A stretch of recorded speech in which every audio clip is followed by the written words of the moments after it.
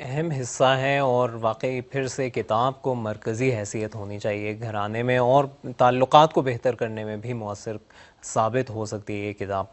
ہمارے مہمان تشریف لا چکے ہیں ڈاکٹر قیصر عباس، اور ان سے ہم گفتگو کا سلسلہ شروع کریں گے۔ ڈاکٹر صاحب بہت بہت خوش آمدید پروگرام میں، سلام عرض کرتا ہوں آپ کی علیکم خدمت میں۔ السلام ورحمۃ اللہ، شکریہ۔ ڈاکٹر صاحب بہت ہی اہم موضوع ہے ہم لوگوں کا کہ ماں کا کیا کردار ہونا چاہیے، ایک سمجھدار ماں کس حد تک ایک پورے معاشرے کو تبدیل کر کے رکھ سکتی ہے، بہتر گھرانہ بنا کے۔ آپ کا کیا خیال ہے اس کے بارے میں؟ بسم اللہ الرحمن الرحیم وبہ نستعین انہ خیر ناصر و معین۔ سلام عرض کرتا ہوں اپنے ناظرین کی خدمت میں، آپ کی خدمت میں، اور سہار ٹی وی کی ساری ٹیم کی خدمت میں۔ حسن بھائی، ایسے ہی ہے کہ سمجھدار ماں واقعاً ایک مؤثر اور کامیاب گھرانے میں بنیادی کردار ادا کرتی ہے، اور ہمارے ہاں البتہ یہ ہے کہ سمجھداری کی جو اصطلاح ہے یا مفہوم ہے، اس کی تھوڑی وضاحت ہونا ضروری ہے۔ بعض مرتبہ یہ کہا جاتا ہے کہ جو خواتین پڑھ لکھ جاتی ہیں وہی سمجھدار ہوتی ہیں، بقیہ نہیں، یا یہ کہ مثلا جو اچھے گھرانوں سے آتی ہیں وہ سمجھدار ہوتی ہیں، بقیہ نہیں۔ یا بعض مرتبہ ایسا ہوتا ہے کہ مثلا جو خوبصورت ہوتی ہیں یا مثلا جن کی فزیکلی فٹنس صحیح ہوتی ہے، کہا جاتا ہے ایسا نہیں ہے۔ سمجھداری ایک خدا داد صلاحیت ہے، اور یہ ان پڑھ کے پاس بھی ہو سکتی ہے اور پڑھے لکھے کے پاس بھی ہو سکتی ہے، خوبصورت کے پاس بھی ہو سکتی ہے اور بدصورت کے پاس بھی ہو سکتی ہے۔ سمجھداری، سمجھ در حقیقت سنسکرت کا لفظ ہے، اور دار فارسی یا عربی سے آیا ہے۔ معاف کیجیے۔ سمجھ یعنی دانا، یعنی عقل مند، یا دوسرے لفظوں میں ہم یہ کہیں یعنی حکیم۔ ایسی ماں جس کے اندر حکمت یا حکیمانہ صلاحیت، حکیم فقط اس کو نہیں کہتے کہ جو ایک حکمت یا پزشکی کے نسخے لکھتا ہے، یا وہ نہیں، بلکہ حکیم اس کو کہتے ہیں کہ جو زمان اور مکان کی ضروریات کو سامنے رکھتے ہوئے درست اور بر وقت فیصلہ یا کام کرے کہ جو صحیح بھی ہو اور درست بھی ہو، اس کو کہتے ہیں حکیم۔ ایک ماں کو حکیم ہونا چاہیے۔ اگر حکیم ہے، اگر دانا ہے، تو وہ سمجھدار ہے۔ اگر حکیم اور دانا نہیں، مثلا آج ہمارے معاشرے میں آپ دیکھتے ہیں کہ بہت ساری مائیں پڑھی لکھی بھی ہیں، اچھے گھرانوں سے بھی ہیں، خوبصورت بھی ہیں، لیکن شوہرداری کے معاملے میں وہ دانا نہیں ہے، سمجھدار نہیں ہے۔ یعنی سمجھدار ماں بننے سے پہلے حسن بھائی دو سٹیپ پہلے ہیں اس سے، کہ جو اس کا مقدمہ ہے۔ ایک ہے سمجھدار بیوی ہونا، دوسرا ہے سمجھدار گھریلو خاتون ہونا، جس کو ہم یہ کہہ سکتے ہیں کہ مثلا سمجھدار بیوی ہونے کے لیے جو ہے اس کو زنداری کہا جا سکتا ہے، مثلا، اور پھر جو ہے خانہ داری کہا جا سکتا ہے۔ زنداری میں یہ ہے کہ مثلا وہ ایک اچھی بیوی ہو، اچھی بیوی ہوگی تو پھر چل کے اچھی گھریلو خاتون بنے گی، پھر اچھی ماں بنے گی۔ یہ دو منزلیں اس کے لیے پہلے ہیں۔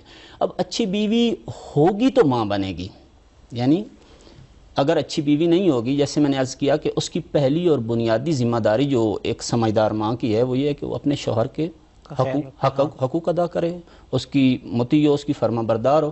اچھا، ابھی شوہر شام کو تھکا ہارا جاب سے یا کام سے یا جس بھی باہر سے آیا ہے گھر میں، تو اب سمجھداری کا تقاضا یہ ہے کہ وہ تمام کاموں کو چھوڑ کے شوہر کو مثلا خوش آمدید کہے، اس سے پانی پوچھے، اس کے باہر کے حالات پوچھے، اگر کوئی مشکل پیش آئی ہے تو اس کا حوصلہ افزائی کرے، تاکہ یہ مثلا اسلامی تعلیمات میں لکھا ہے، موجود ہے کہ ہمارے پاس الحمدللہ تاریخ اسلام غنی ہے اس اعتبار سے کہ جس میں سمجھدار مائیں اور سمجھدار بیٹیاں، سمجھدار بیویاں موجود ہیں، کہ جن کی سیرت کو ہماری آج کے معاشرے کی مائیں بہنیں اپنا کے اپنے آپ کو سمجھدار یا موفق خاتون بنا سکتی ہیں۔ تو اگر مثلا وہ ایسا نہیں کرتی ہے تو اس کو ہم سمجھدار نہیں کہہ سکتے۔ لہٰذا سمجھداری کی اصطلاح یہ ہے کہ زمانے اور مکان کو سمجھتے ہوئے درست اور بر وقت اپنا جو اس کی ذمہ داری بنتی ہے اس کو انجام دے، اس کو کہتے ہیں سمجھدار۔ ڈاکٹر صاحب، یہ اکثر ہم لوگ یہ اب دیکھ رہے ہیں کہ یعنی حتیٰ ہندوستان اور پاکستان کے ٹی وی شوز ان سب میں بھی دکھایا جا رہا ہے کہ ایک کامیاب خاتون جو ہیں وہ ہے جو پورے، یعنی مثال کے طور پر ایک بینک میں اہم پوسٹ پہ پہنچ جائے، یا کسی ریڈیو ٹی وی میں بہت ہی اہم اینکر بن جائے، یا جرنلسٹ بہت اچھی بن جائے، یا اس طرح کی بہت ساری چیزیں ہیں، مردوں کے سطح کا کام کرے۔ کس حد تک تو یہ بہتر ہے، یا گھر میں صرف بیٹھی رہے یہ بہتر ہے؟ حسن بھائی، یہ انسان کی جو اپنی دیدگاہ ہے یا نقطہ نظر ہے اس سے متعلق ہے. مثلا کوئی اگر کالی اینک لگا لیتا ہے تو اس کو ہر شے کالی ہی نظر آتی ہے. بعض لوگوں کے نزدیک سمجھدار وہ عورت ہے جو بینک میں جاب کرتی ہو یا کسی یونیورسٹی میں لیکچر ڈیلیور کرتی ہو یا مثلا دیگر کام ہو. بعض کے نزدیک وہ سمجھدار نہیں بلکہ سمجھدار وہ ہے جو ایک اچھی نسل کی تربیت کر کے سوسائٹی کو دے. عورت کا مثلا آپ دیکھتے ہیں کہ پیغمبر گرامی اسلام جب اپنی بیٹی حضرت سیدۃ النساء فاطمہ الزہرا سلام اللہ علیہ کا حضرت امیر علیہ السلام کے ساتھ عقد کرتے ہیں تو دوسرے دن فرماتے ہیں کہ زہرا گھر کے چار دیواری کے اندر کے کام آپ کے اور چار دیواری کے باہر کے کام علی علیہ السلام کے. تو پھر ساری زندگی آپ دیکھتے ہیں کہ کیسے گزری وہ تاریخ میں موجود ہے. ڈاکٹر صاحب انشاءاللہ اس مسئلے کو مزید آگے بڑھائیں گے اور آپ لوگوں کے بھی اگر سوالات ہوں تو ضرور بھیجیے گا ہم لوگوں کے لیے. urdu.sehertv.ir پہ آپ براہ راست ہمارا پروگرام دیکھ سکتے ہیں. چلتے ہیں لیتے ہیں ایک وقفہ, پھر اس کے بعد آپ کی خدمت میں حاضر ہوں گے.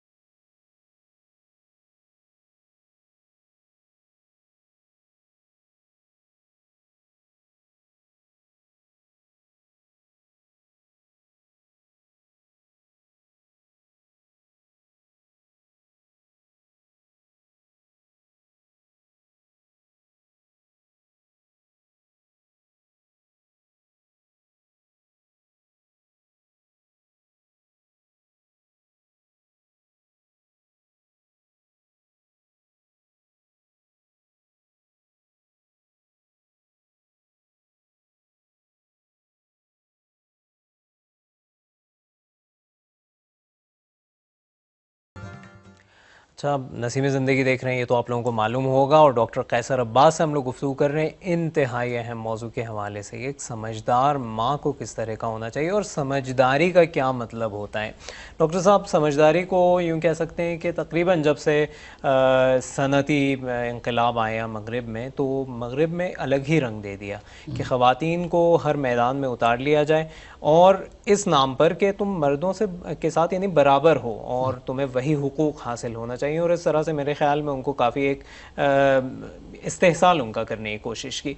یہ چیز اب ہم لوگوں کے معاشرے میں بھی آ گئی ہے, اور وہی سوچ وہی سمجھ ہم لوگ کے ہیں. کیا کیا جائے اسے روکنے کے لیے؟ ہم لوگوں کا معیار کون ہے؟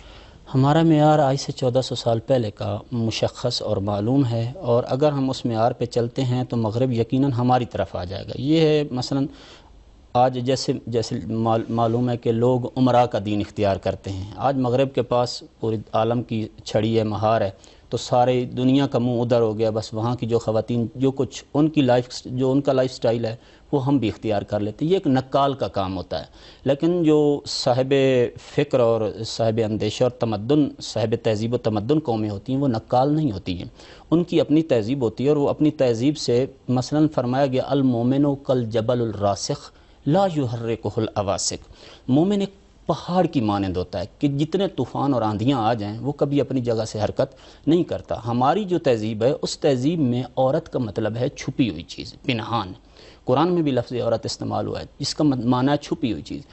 ہمارے ہاں جو مثلاً قیمتی چیزیں ہوتی ہیں, جو صاحب ارزش چیزیں ہوتی ہیں, مثلاً سونا چاندی آج قیمتی, اس کو کوئی بھی راستے پہ نہیں رکھتا. لوگوں کے سڑکوں پہ اس کو پھینک کے کوئی نہیں چلا جاتا, بلکہ اس کو ہمیشہ ہم اپنے گھر کی جو محفوظ ترین جگہ ہوتی ہے اس جگہ پہ جا کے رکھتے ہیں. عورت بھی اسی طرح سے ایک قیمتی اور بہت ہی ارزش مند چیز کا نام ہے, جس کی ارزش اور قیمت کے پیش نظر اسلام نے اور دین نے جو ہے اس کو عورت کہا, یعنی چھپی ہوئی پنہان چیز, ایسی چیز کہ جو بہت زیادہ ارزش مند ہے, جو بہت زیادہ قیمتی ہے, جس کو ہر عام و خاص کے سامنے پیش نہیں کیا جا سکتا. عورت کا جو بنیادی کام دین اسلام کی نظر میں ہے وہ یعنی سب سے پہلا اس کا یہ ہے کہ وہ ایک اچھا گھر, جیسے آج ہمارا موضوع ہے کہ سمجھدار ماں اور کامیاب گھرانے کو کامیاب کرے. اگر وہ گھرانے کو کامیاب کر لیتی ہے تو اس سے زیادہ مفید ہے کہ وہ بینک میں جا کے جاب کرے یا کسی اور جگہ پہ جا کے جاب کرے. آج دیکھتے ہیں سوسائٹی میں حسن بھائی کتنی خواتین ہیں جن کی سیلری بہت اچھی ہے, جن کی تنخواہیں آتی ہیں گھر میں, لیکن ان کے گھروں میں سکون نہیں ہے. میاں بیوی کے مابین ناچاکی ہے, جھگڑا ہے, لڑائی ہے, یہاں تک کہ پڑھی لکھی بیویوں کو طلاق مل رہی ہے. یہاں پہ پڑھی لکھی سے مراد فقط دنیا داری پڑھی لکھی نہیں, حوزوی اور جو دین پڑھی. مطلب کیا ہے؟ مطلب یہ ہے کہ ہم نے اس جگہ کو اور اس آئین کو، اس راستے کو چھوڑ دیا جس راستے کے مطابق خواتین کے حقوق بھی یا ان کے فرائض جو ہیں وہ بھی معلوم تھے، اور مرد کے فرائض بھی. جیسے میں نے عرض کیا کہ رسول خدا نے فرمایا فاطمہ گھر کے، اگرچہ ان پہ واجب نہیں تھا لیکن فرمایا گھر کی چار دیواری کے اندر کے معاملات آپ کے ذمہ، اور چار دیواری کے باہر کے معاملات امیر المومنین علی کے ذمہ. آپ دیکھتے ہیں کہ جب ایک شخص کو سمجھدار عورت اس کے نصیب میں مل جاتی ہے تو اس کی یہی دنیا بہشت بن جاتی ہے.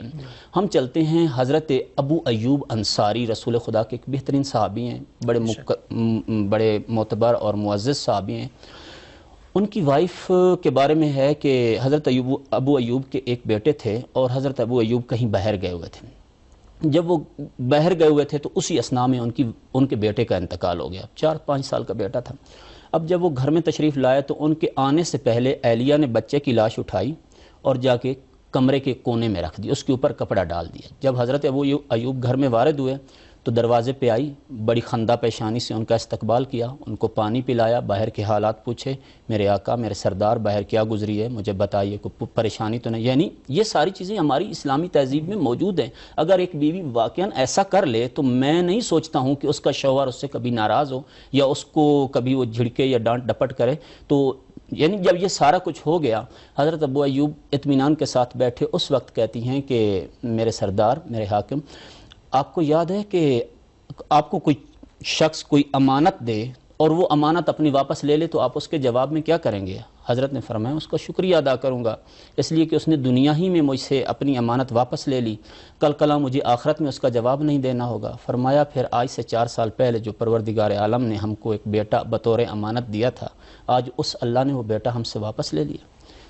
فرمایا میں شکر گزار ہوں، اس بات پہ بھی راضی ہوں، ناراحت نہیں ہوں. اس کا مال تھا اس نے لے لیا. حالا باپ اور ماں اٹھے، بچے کی لاش اٹھائی، غسل دیا، کفن سارا کچھ. رسول خدا پہ پروردگار عالم نے وحی نازل فرمائی، میرے حبیب میں اس ماں اور باپ کا اخلاص اور شکر دیکھ کے ان کو مجدہ دیتا ہوں کہ میں ان کو ایک ایسا بیٹا اس بیٹے کی عوض عطا کروں گا کہ قیامت تک ان کا نام اس بیٹے کے نام کی وجہ سے زندہ رہے گا.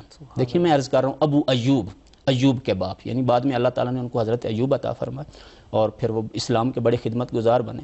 جب میاں اور بیوی اور گھرانے کے اندر اس طرح کا ماحول ہوگا تو وہ گھرانہ کس قدر کامیاب ہے. میں یہ عرض کرتا رہتا ہوں عموماً بھی کہ پیسے سے گھرانہ جو ہے وہ کامیاب نہیں ہوتا، گھرانہ انسانیت اور دینی اصولوں پہ عمل کرنے سے کامیاب ہوتا ہے. ڈاکٹر صاحب انشاءاللہ 5-6 منٹ اور ہیں، انشاءاللہ اس میں ہم لوگ گفتگو کریں گے اس موضوع پر، اور آپ لوگوں کے سوالات کے بھی ہم منتظر ہیں. ہاں کیمرہ آگے ہم پر چلتے ہیں، لیتے ہیں ہم لوگ ایک وقفہ اور پروگرام ہم لوگ کا جاری رہے گا.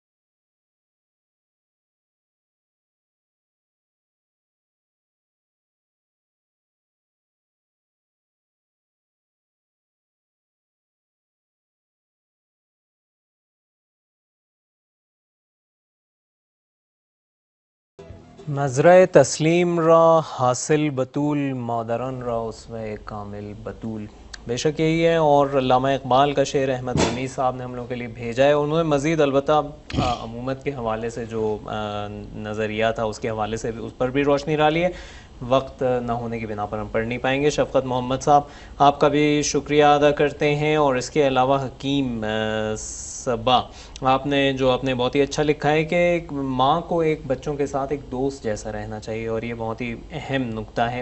ڈاکٹر صاحب 5-6 منٹ ہم لوگوں کے پاس ہیں، 5 منٹ تقریباً، ہاں، اور اس پروگرام آپ کے حوالے۔ جی بالکل ایسے ہی ہے، ماں جب تک اپنی اولاد کو اپنی دوستانہ ماحول میں نہیں لے آئے گی، یعنی اولاد تو ہے ہی لیکن اس کے ساتھ ساتھ ان کے ساتھ اپنے مثلاً ان کو کے ساتھ دوستانہ ماحول قائم کرتی ہے، فضا برقرار کرتی ہے، تو ایسے میں رنگ بدل جاتا ہے وہاں پہ، یعنی بچہ پھر بجائے اس کے کہ جو اہم اس کے معاملات ہیں وہ دوستوں کو بتانے کے، وہ اپنی ماں کو آ کے بتاتا ہے۔ جب ماں کو بتایا گا، ماں والد کو بتائے گی، جہاں پہ مثلاً ان کو روکنا ہے وہاں پہ روکیں گے، جہاں پہ ان کو اس کو جاری رکھنا ہے جاری رکھنے میں تشویق کریں گے، ان کو شاباش دیں گے۔